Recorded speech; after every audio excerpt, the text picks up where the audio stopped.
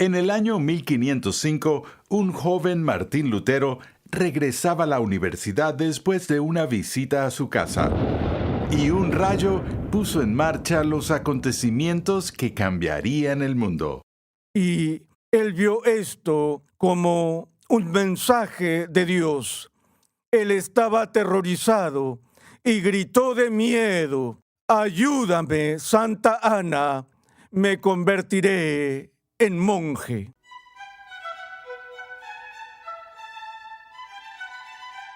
Siglos después de su muerte, Martín Lutero es celebrado como un gigante intelectual, un valiente opositor a la corrupción, un forjador de la cultura, de hecho, como una de las figuras más significativas de la historia occidental. Sin embargo, muchas personas desconocen los acontecimientos de la vida de Lutero que lo llevaron a tomar una valiente posición a favor del Evangelio en el siglo XVI. En esta nueva serie que comenzamos hoy, titulada Lutero y la Reforma, R.C. Sproul ofrece una introducción completa a la vida y el pensamiento de Martín Lutero. Con la mirada puesta en las lecciones que podemos aprender hoy en día, R.C. Sproul recorre los principales acontecimientos de la vida de Lutero y explora el Evangelio recuperado por Lutero y los demás reformadores protestantes. Recuerda que en nuestra página web renovandotumente.org puedes solicitar una guía de estudio gratuita de esta nueva serie para tu edificación personal o para usarla en grupos pequeños. Los protestantes de todo el mundo celebran hoy su distinción de la Iglesia Católica Romana con orgullo y regularidad. Sin embargo, ¿cuántos conocen realmente la historia de su separación?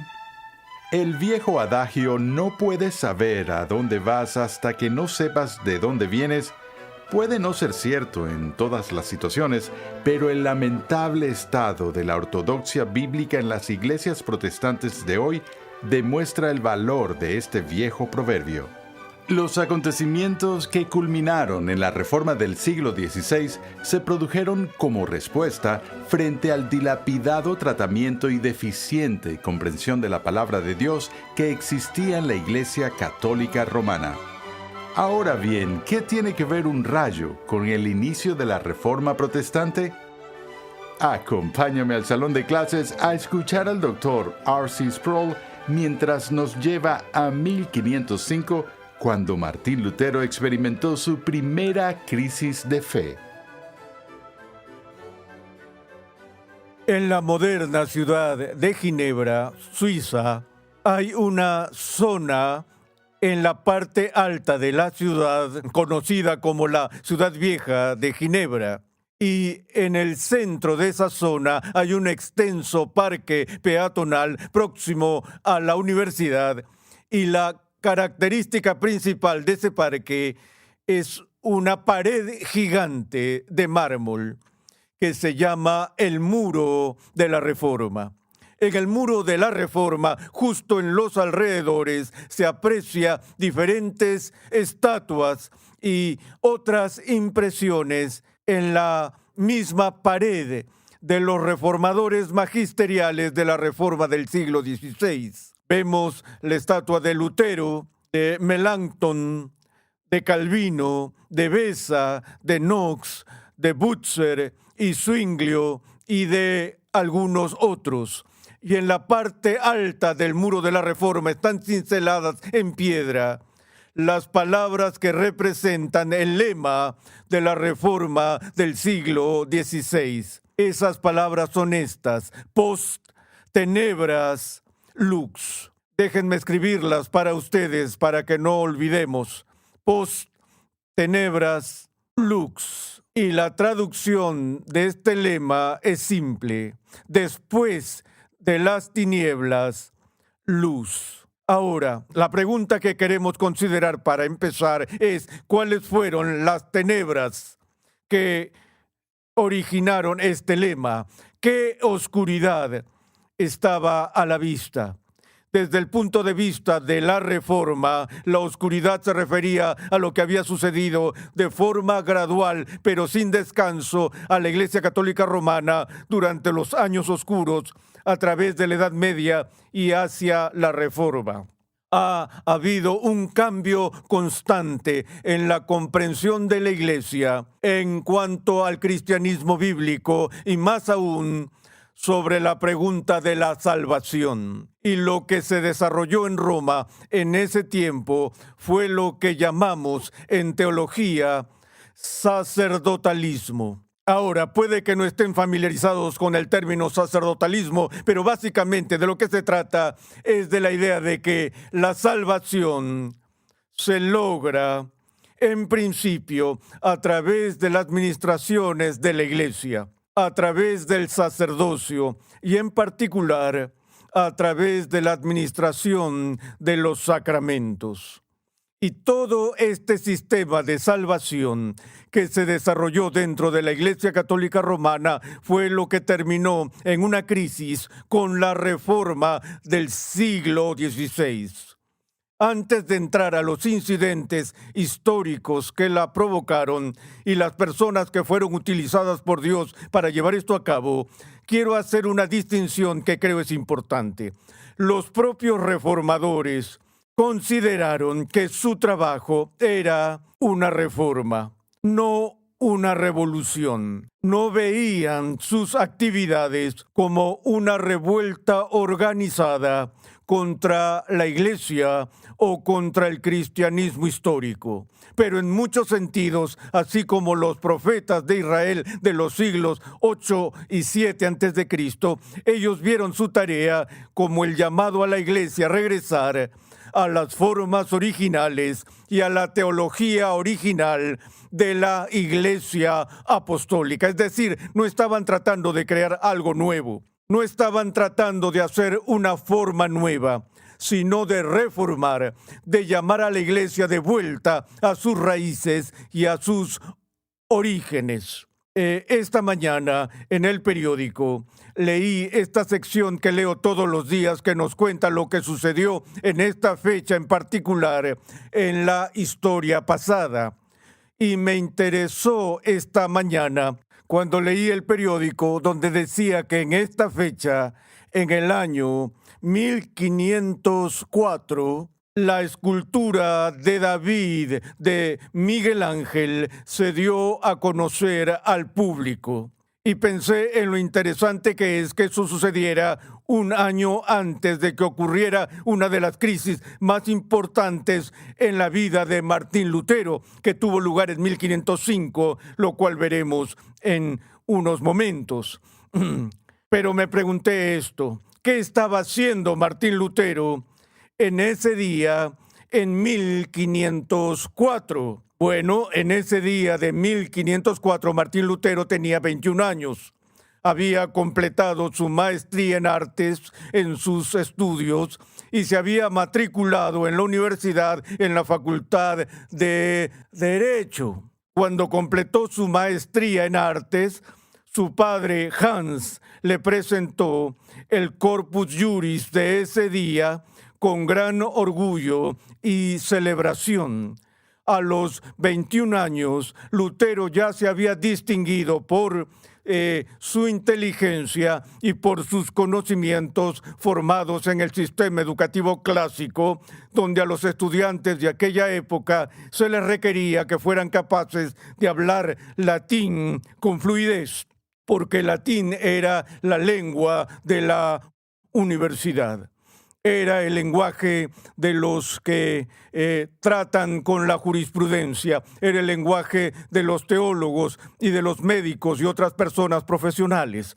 Y así el entrenamiento de Lutero en su educación para convertirse en abogado le sirvió bastante bien a lo largo de su vida. Lutero nació en el año 1483, ya saben eso, se han hecho los cálculos desde 1504 y han calculado hacia atrás 21 años. Ahora, si quieren tener una idea de dónde encaja el nacimiento de Lutero en la historia occidental, imaginen esto: nació en 1483, eso significa que solo tenía 9 años cuando todo el Nuevo Mundo fue descubierto por Cristóbal Colón. Como lo sabemos, porque sabemos que en 1492 Colón navegó el Océano Azul.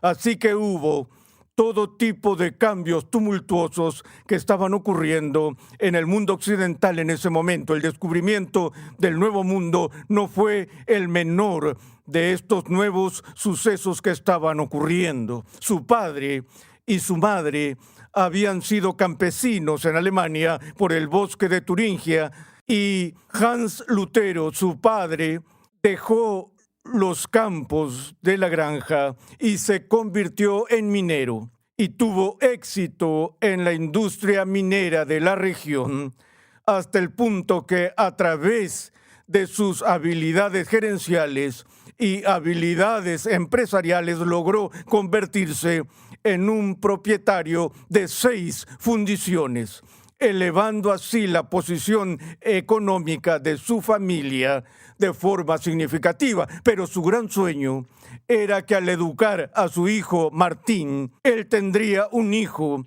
que se convertiría en un abogado prominente, que se haría rico y así sería capaz de cuidar a sus padres cuando éstos alcanzaran la vejez.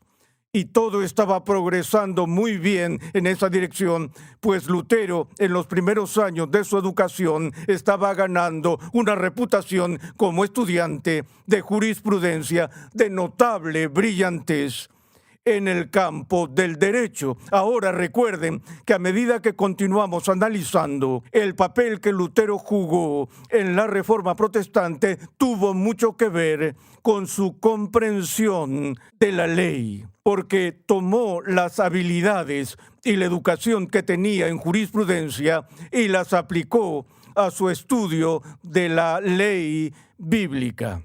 Bueno, la crisis que cambiaría su vida, que cambiaría el mundo para siempre, tuvo lugar en julio de 1505, cuando Lutero caminaba a casa desde la universidad, y en medio del día surgió una repentina tormenta eléctrica de gran intensidad.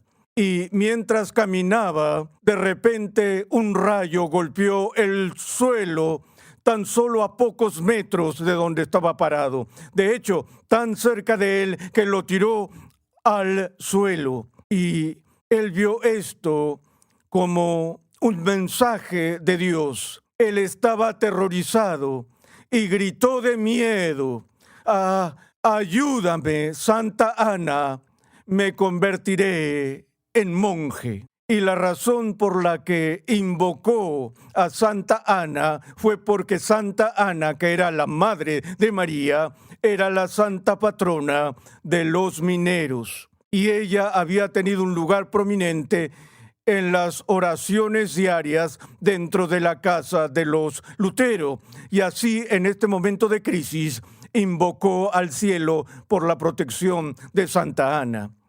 Y fiel a este voto, se trasladó a toda prisa al monasterio agustino en la ciudad de Erfurt, cerca de la universidad. Y eligió entrar en ese monasterio en particular porque era conocido por ser el más riguroso y exigente de las diversas órdenes monásticas, reflejando la profundidad de su fundador, San Agustín. Ahora, en su deseo de convertirse en monje, se presentó él mismo en la puerta principal del monasterio, fue recibido por el abad del monasterio, entró y se le hizo la pregunta que se le hacía a cada novicio: ¿qué es lo que buscas? Y la respuesta de Lutero fue: la gracia de Dios y tu misericordia. Y así fue admitido en la orden como novicio, y el día de su ordenación como monje fue uno que estaba tan lleno de ironía, creo, como cualquier otro momento en la historia de la Iglesia. Como era la costumbre en la ordenación de hombres al sacerdocio o a las órdenes monásticas, El ordenado se presentaba frente a las escaleras del cancel del presbiterio y tenía que postrarse en el suelo con los brazos extendidos, su cuerpo haciendo la forma de una cruz, y se tenía que vestir con la ropa más incómoda. Pero en este estado de humillación, el proceso de ordenación tenía que proceder. Bueno, ¿cuál es el giro de ironía que tiene esta historia? Para explicarlo, tengo que decirles que hace varios años guié un tour por la Alemania de Lutero y visitamos todas las ciudades importantes de su vida, la ciudad en la que nació en Eisleben, la que en la providencia de Dios también fue la ciudad de su muerte. Fuimos a Wittenberg, donde enseñó en la universidad y donde colocó las 95 tesis en la puerta de la iglesia del palacio. Fuimos a Worms, donde se celebró la dieta imperial en 1521. Fuimos a Leipzig, donde tuvo lugar una disputa importante que veremos más adelante. Y, por supuesto, visitamos Erfurt. Y entré en la iglesia del monasterio allí y miré el sitio donde Lutero había sido ordenado. Y aquí está la ironía. El año que hicimos ese tour hubo una celebración de Lutero y los retratos y carteles de Lutero estaban por todo lo que era el este de Alemania. En cada edificio de iglesia, vallas publicitarias en todas partes con un retrato de Martín Lutero contra el fondo de la silueta de un cisne. Y yo ni siquiera era consciente en ese momento de la importancia de eso. Así que investigué y descubrí que la razón por la cual la imagen del cisne adornaba estos carteles con el retrato de Martín Lutero se remontaba a los hechos que ocurrieron en lo que fue Checoslovaquia, en la ciudad de Praga, donde un destacado profesor en ese lugar había publicado obras declarando, por ejemplo, que las escrituras por sí solas contenían la palabra inspirada de Dios y no podían ser igualadas a los edictos y a las enseñanzas de la iglesia. Y por esa y otras doctrinas que estaba enseñando, tuvo problemas con la iglesia establecida y fue juzgado como hereje. Y el nombre del hombre era Juan Hus. Ahora, la palabra Hus o Hus en checoslovaco significa ganso. Y resultó que cuando Hus fue interrogado y no se retractó de sus escritos, el obispo que presidía lo sentenció a ser quemado en la hoguera. Y Hus se negó a retractarse y cuando estaba a punto de ser ejecutado, le dijo al obispo que presidía: puedes quemar este ganso o cocinar este ganso si así lo quieren, pero vendrá después de mí un cisne a quien no podrán silenciar. Y esa historia se hizo muy conocida en toda Europa. Y cuando Lutero apareció en escena, fue recibido como el cumplimiento profético de la idea de Juan Hus del cisne que vendría. De allí los carteles sobre el fondo del cisne. Bueno, entonces aquí está la ironía. Cuando Lutero se presentó para la ordenación en los escalones del presbiterio en el monasterio de Erfurt y yacía en el suelo con los brazos extendidos, estaba justo frente al altar y enterrado frente al altar bajo las piedras de la capilla estaba el obispo que condenó a muerte a Juan Hus. Y me gustaría reescribir la historia un poco, embellecerla. Esa es la prerrogativa del predicador de todos modos. Y me gustaría pensar que cuando Juan Hus le dijo al obispo: puedes quemar o cocinar este ganso, pero vendrá un cisne al que no podrás silenciar. Me gustaría pensar que el obispo le dijo a Hus: sobre mi cadáver.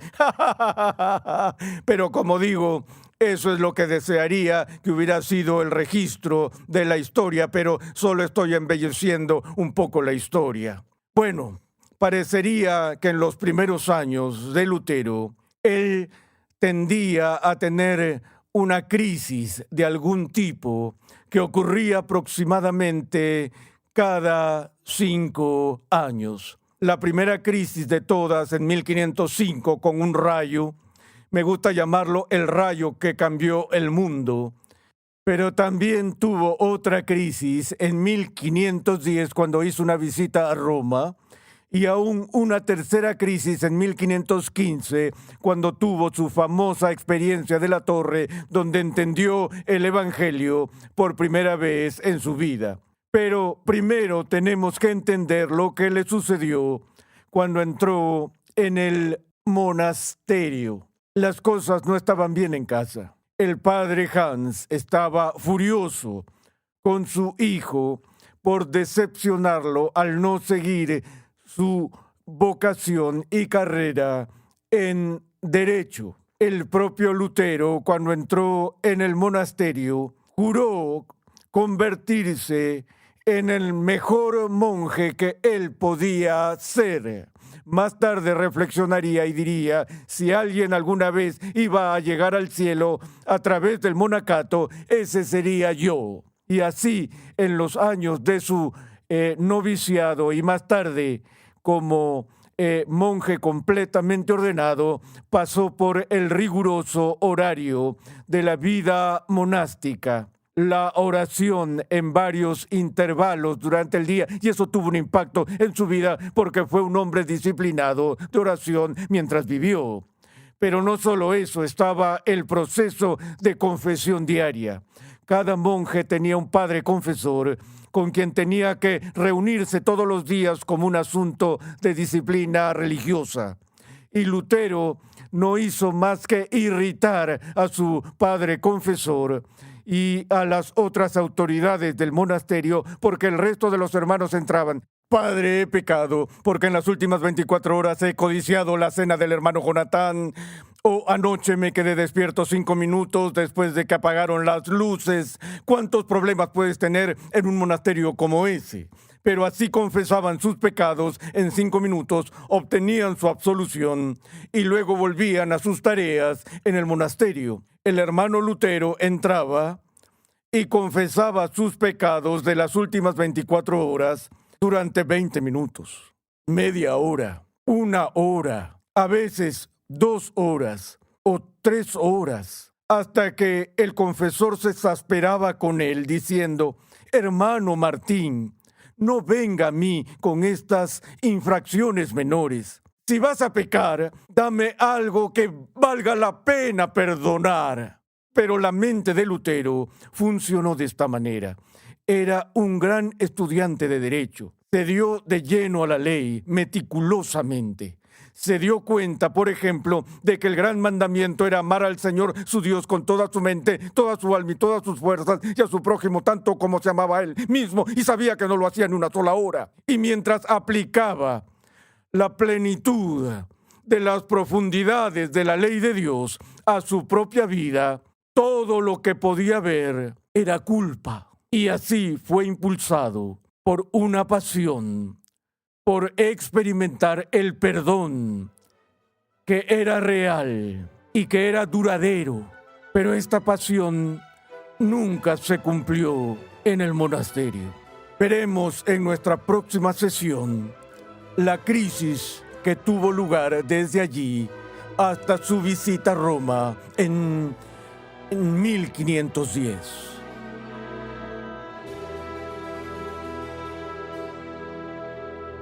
El deseo de Lutero de desafiar el status quo no surgió porque fuera un revolucionario. Nació de un profundo deseo de reconciliarse con Dios. La Biblia de Estudio de la Reforma ya está disponible. Esta Biblia de estudio cuenta con más de 1 millón de palabras de explicaciones versículo por versículo y temáticas, con la colaboración de 75 distinguidos pastores y teólogos de alrededor del mundo, liderados por el Dr. R.C. Sproul. Adquiérela hoy mismo. Para más información visita la página web bibliadeestudiodelareforma.com. Durante sus días en el monasterio, Martín Lutero luchó con la idea de cómo podía ser justificado ante Dios siendo un hombre caído. En el siguiente episodio de Renovando tu Mente, R.C. Sproul explica la celosa lucha de Lutero por reconciliar su culpa con la santidad de Dios. Escucha un avance de nuestro próximo programa. Lutero estaba seguro y decidido que, a través de los rigores de la vida monástica, obtendría esa paz mental que con tanta desesperación buscaba.